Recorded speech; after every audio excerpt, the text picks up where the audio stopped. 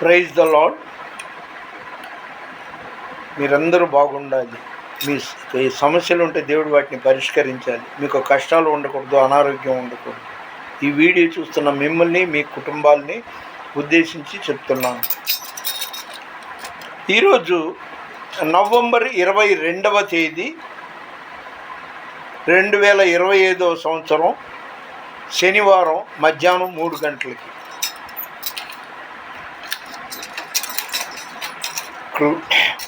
యేసయ్యా నీవే నాకని, వేరెవ్వరు నాకు లేరని. యేసయ్యా నీవే నాకని, వేరెవ్వరు నాకు లేరని. వేనోళ్ళ కొనియాడినా నా ఆశలు తీరవే. వేనోళ్ళ కొనియాడినా నా ఆశలు తీరవే. కృప వెంబడి కృపను పొందుచు, కృపలో జయ గీతమే పాడుచు, కృపలో జయ గీతమే పాడుచు. ఉన్నత ఉపదేశమందునా, సత్తువ గల సంఘమందునా, ఉన్నత ఉపదేశమందునా, సత్తువ గల సంఘమందునా, కంచె గల తోటలోనా నన్ను స్థిరపరచినందునా, కంచె గల తోటలోనా నన్ను స్థిరపరచినందునా. కృప వెంబడి కృపను పొందుచు, కృపలో జయ గీతమే పాడుచు, కృపలో జయ గీతమే పాడుచు.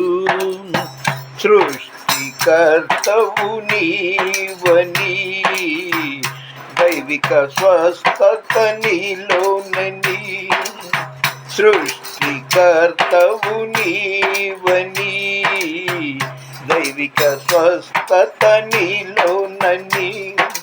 నా జనులు ఇక ఎన్నడూ సిగ్గుపడంటివే. నా జనులు ఇక ఎన్నడూ సిగ్గుపడరంటివే. కృప వెంబడి కృపను పొందుచు, కృపలో జయ గీతమే పాడుచు. కృప కృప కృప కృప. బ్రదర్ యేసన్న గారి ప్రతి పాటలో నీ కృప నాకు చాలును, నీ కృప లేనిది నే బ్రతకలేను. ఇంకొకటి, కృపామయుడా నీలో నా, కృపామయుడా నీలో నా నివసింపజేసినందునా. ఇదిగో నా స్తుతుల సింహాసనం, నీలో నివసింపజేసినందునా. ఇదిగో నా స్తుతుల సింహాసనం, కృపామయుడా. అలాగా కృపలను తలంచుచు, అంతా కృప కృప కృప. ఆ పాట నిజంగా ఈ వీడియో చూస్తున్న మీరైనా, నేనైనా, ఎవరైనా సరే ఆయన కృప పొందుకోవాలంటే ఆయన ధ్యాసలో ఉండాలి. మనం లోకాన్ని కానీ లోకంలో ఉన్న వేటిని ప్రేమించకుండా, నేను చేసిన ఇక్కడికి చేయండి, మీరు ఇలాంటివి చేయరు. అదిగా ఇది యూట్యూబ్లో వస్తుంటుంది, సోషల్ మీడియాలో 11 లవంగాలు ఇలా చేస్తే మీరు ఇష్టమైన మనిషి కాళ్ళ దగ్గరికి నిమిషంలో వచ్చేస్తుంది. ఇలాగా మీరు ఒంటెలు పోసి, అదే పాస్కు పోసి, అది బట్టల మీద చెప్పుల మీద రుద్దితే వాళ్ళని మీ వెనకాల అలాంటివి బాగా నమ్ముతారు.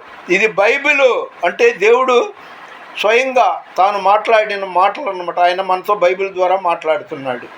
కాబట్టి ఏం లేదండి, మాయ లేదు, మంత్రం లేదు. ఉన్నంతలో నీతిగా జీవించడం, రేయి తొలిజాములో అంటే 3 గంటల నుండి 5 గంటల వరకు కనీసం ఎవరితో మాట్లాడుకుంటే దేవునితోటే మాట్లాడుతూ, అంటే ప్రార్థన చేయడమో స్తుతులు చదవడం చేస్తూ,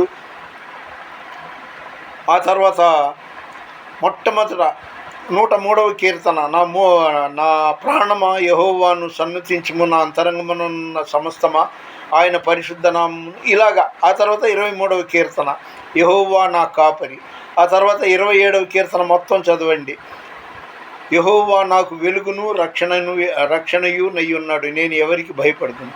ఇలా ఎంతసేపు ఆయన ధ్యాసలో ఉంటే ఆయన ధ్యాస అంతా మన మీద ఉంటుంది. మనకి ఆయన ఏమి సిద్ధపాటు చేశాడో అది కంటికి కనబడలేదు, చెవికి వినబడలేదు, మనిషి హృదయమునకు గోచరం కాలేదు. మాట ఆయన చెప్పాడంటే జరిగి తీరుతుంది. ఎందుకంటే ఆయన ఎంతైనా చాలిన దేవుడు. ఈరోజు అంటే నవంబర్ 22వ తారీఖు శనివారం ఉదయం దైవజనులు వేమూరి ఫిలిప్ అయ్య గారు, ఆయన వాయిస్ అదే ఏమంటారు, అదేనండి మనం కనిపిస్తాము,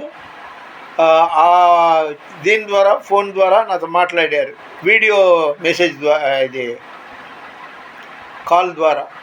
చాలాసేపు నాకు ఆత్మీయంగా ఒక తండ్రిలాగా భావించి నాతో చాలా హితబోధలు చేశారు. చాలా సంతోషించాను. పొద్దున్నే అలాగా దైవజనులతో సహవాసం చాలా మంచిది. పానకంలో పుడకలాగా ఈ సుజాత ఒకటి పొద్దున్నే 8:30 నుండి మొదలెట్టిందండి దరిద్రం. ఏమని అది కావాలంటే 8:27 నుండి 6 సార్లు 9 గంటల వరకు చేస్తూనే ఉంది. మరి వీడియో కాల్లో నేను మాట్లాడుతున్నా, మధ్యలో కట్ చేసి మాట్లాడితే, రేపు ఎక్కడైనా మీటింగ్ ఉందండి అంటే సేవకుల సదస్సు. నాశనం చేస్తున్నారు ఇలాంటి వాళ్ళు. ఎంతసేపు అక్కడ ఎంత ఇస్తారు రానుపోని ఛార్జీలకి? బువ్వ పెడతారా? బైబిల్ చదవరు, చర్చికి వెళ్ళరు, ఎక్కడైనా సదస్సుకి వెళ్తే కునికిపాట్లు పడుతుంటారు. దొంగ మొహాలు, దరిద్రం వీళ్ళు చుట్టూ తిరుగుతుంటుంది. వాక్యం ఉంది కదా, సోమరి వెతుకుతాడు కానీ వానికి ఏమీ దొరకదు. సోమరితనం లేకుండా ఉండాలంటే దేవుడితో ఎన్ని చోట్ల ఉందండి. మెలకువగా ఉండి ప్రార్థన చేయండి, ఎడతెగక ప్రార్థన చేయండి, విసుగక ప్రార్థన చేయండి, దివారాత్రులు ప్రార్థన చేయండి అని. అలా చేస్తే మనం చేసేదంతా సఫలం అవుతుంది. కాబట్టి అలాగా రేయి మొదటి జాములో చేసే ప్రార్థనలో ఎంతో ఆశీర్వాదాలు ఉంది. అది మనకి కంటికి కనబడదు, ఇప్పుడు నేను చెప్పినా కూడా చెవికి వినబడదు, మనుష్య హృదయమునకు గోచరం కాదు. ఈరోజు దేవుని వాగ్దానం, సర్వకృపానిధియగు దేవుడు కొంచెము కాలము మీరు శ్రమపడిన పిమ్మట తానే మిమ్మును పూర్ణులుగా చేసి స్థిరపరిచి బలపరచును. ఎంత మంచి వాక్యం అండి. మీరు తర్వాత 1 పేతురు 5వ అధ్యాయం 10వ వచనంలో చదువుకుంటే ఈ వాగ్దానం వివరాలు తెలుస్తుంది. కాబట్టి ఎల్లప్పుడూ మీరు ప్రభుతో ఉండండి. ముగిస్తున్నా. 1 కీర్తనలో ఏమని ఉందండి? దుష్టుల ఆలోచన చొప్పున నడువక, పాపుల మార్గమున నిలువక, అపహాసకులు కూర్చుండు చోటున కూర్చునక, యెహోవా ధర్మశాస్త్రమునందు దివారాత్రులు ఆనందిస్తేనంట అతడు చేయునదంతయు సఫలమగును. ఆ సుజాత వాళ్ళ తల్లిదండ్రులు ఆమెను పోషించలేక, పెంచలేక, ఎందుకంటే ఈమెకు బట్టలు ఉతకడం రాదు, అంట్లు తోమదు, మహాసోమరి, నెలలో 4 ఇవి పోగొట్టుకుంటుంది, సెల్ ఫోన్లు కానీ బైబిళ్ళు కానీ. ఎంతసేపు కునికిపాట్లు. ఆ చెల్లెళ్ళు ఉన్నారంటే కృష్ణలంకలో, ఈమెకి దడిసి అస్తమానం వచ్చేస్తుందని వేరే ఇల్లు ఖాళీ చేసామని చెప్తున్నారు. కానీ ఈ అమ్మాయి నమ్మట్లా. పొమ్మనకుండా నన్ను పొగబెట్టారండి, వాళ్ళ ఇంటికి ఎక్కడ వెళ్తాను అనేసి చెప్తుంది.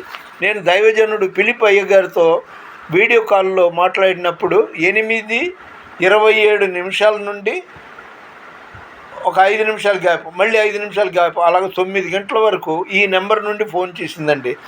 ఎందుకంటే రేపు ఏదైనా పీకల మీదకి వచ్చే పరిస్థితి వస్తే ఇవన్నీ నెంబర్లు నేను నోట్ చేసి పెడుతుంటాను. 9185216865. మళ్ళీ తెలుగులో చెప్తున్నా, 91 85 2 11 68 625. ఏదో ఒకసారి ఫోన్ అడిగితే ఎవరైనా ఇస్తారండి. 5 నిమిషాలాగి వాడెవడో కానీ అంతసేపు అరగంటకు పైగా ఆమె అదే పనికి ఫోన్ చేస్తుంటే ఇక విసిగిపోయి ఆ దైవజనుడు ఫిలిప్పయ్య గారితో మాట్లాడే మాటలు కట్ చేసి ఈమెతో మాట్లాడితే ఇదే అడిగింది. సరే, తాడేపల్లిగూడెంలో తిరుమల తిరుపతి దేవస్థానం కళ్యాణ మండపం దగ్గరలో ఏదో అక్కడ జరుగుద్దంట, విడిది గృహంలో. సోమవారం 24వ తారీఖు ఉంది, ఎల్లు అన్న. ఏదైనా ఇస్తారా అంటే కానుకలు లేదా ఛార్జీలకి డబ్బులు ఇస్తారా అని. నేను అవన్నీ అడగను. నాకు వాటికంటే నాకు దేవునితో ఉండడం, ప్రార్థన చేయడమే బాగుంది అన్నాను. ఈసారి ఎప్పుడు ఫోన్ చేయొద్దు అన్నాను.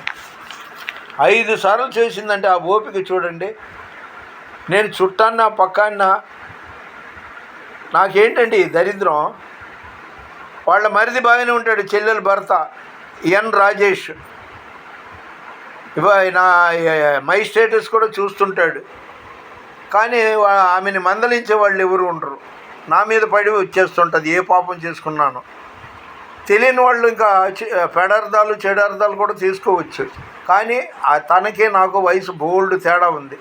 1-2 సార్లు ఏదైనా కానుకిస్తారా అని వచ్చినప్పుడు ఆమె చేత పాట పాడించి ఆమెకు ఏదో కానుక ఇచ్చి పంపేవాడిని, వీడియో తీసేవాడిని అన్నమాట పాట పాడితే. ఇది మాత్రం మరీ చెప్తున్నానండి, దివారాత్రులు మీ ధ్యాస అంతా యేసు మీద ఉండాలి. ఆయన మనకి యుగ సమాప్తి వరకు సదాకాలం తోడుగా ఉన్న దేవుడు కాబట్టి మీరు బాగా ఆశీర్వాదాలు పొందుకోవాలంటే ఇంతకు మించి నేను చెప్పలేను. ఒక 5 గంటలు దేవుని సన్నిధిలో గడపండి, ఫోన్ వచ్చినా ఎత్తమాకండి. రెండవది, బైబిల్ చదవండి, బైబిల్ పట్టణం చదవండి రోజువారీగా. తర్వాత ఆ బైబిల్లో మొట్టమొదటి ఏం చదువుతారంటే, నా ప్రాణమా యెహోవాను సన్నుతించుము 103వ కీర్తన మొత్తం చదవండి. తర్వాత 23వ కీర్తన. ఇవాళ మనం ఎక్కడికి వెళ్తున్నాం, మనం ఏమని వెళ్ళామో కానీ అక్కడంతా గొడవలు జరిగింది, అక్కడ కష్టం వచ్చింది, నష్టం వచ్చింది అనుకోకుండా ఏం చేయాలంటే, యెహోవా నా కాపరి, నాకు లేమి కలగదు, పచ్చిక గల చోట్లను ఆయన నన్ను పరుండు చేయించున్నాడు. ఈ వాక్యాలు చదువుకోండి. తర్వాత 27వ కీర్తన మొత్తం చదవండి. యెహోవా నాకు వెలుగును రక్షణయు నయ్యున్నాడు, నేను ఎవరికి భయపడుతును. ఈ 3 వాక్యాలు చదివిన తర్వాత ఆ రోజువారీ వాక్యాలు సువిశేషాలు చదువుకోండి. దయచేసి మళ్ళీ చెప్తున్నాను, చాలామంది నా కోసం ప్రార్థన చేయండి అంటున్నారు. చేస్తాను, అది నా డ్యూటీ. కానీ అలా చేసుకుంటూ పోతే సగం ఇండియాకే నన్ను అడుగుతారు, సేవకుల్ని అడుగుతారు. అలా కాదు, ఫ్రీగా వస్తే వీళ్ళు ఫినాయిల్ కూడా తాగుతారు. ఏం లేదండి, నేను మనస్ఫూర్తిగా అంకిత భావంతో వాళ్ళు ఎవరైనా సరే వాళ్ళ కోసం ప్రార్థన చేస్తాను. నాది 80%. వాళ్ళు కూడా వాళ్ళకి ప్రార్థన రాకపోతే, యేసు ప్రభువా మా సమస్యలు పోగొట్టు, మా ఇంట్లో పలానోళ్ళకి ఆరోగ్యం ప్రసాదించు, ఆ పిల్ల పెళ్ళి త్వరగా జరగటానికి సాయి. అలాగా ఏదైనా ఒక 20%, ఒక 5-6 నిమిషాలు వాళ్ళు కూడా ప్రార్థన చేస్తే కానీ నేను చేసిన ప్రార్థన ఫలించదు. మన వినికిడిలో దేవుడు ఈ కొన్ని మాటలు దీవించునుగాక. ప్లీజ్ దయచేసి లైక్ చేయండి, షేర్ చేయండి, సబ్స్క్రైబ్ చేయండి. దేవుని పరిచర్యలో మీ రత్నం ఫ్రాన్సిస్. God bless you.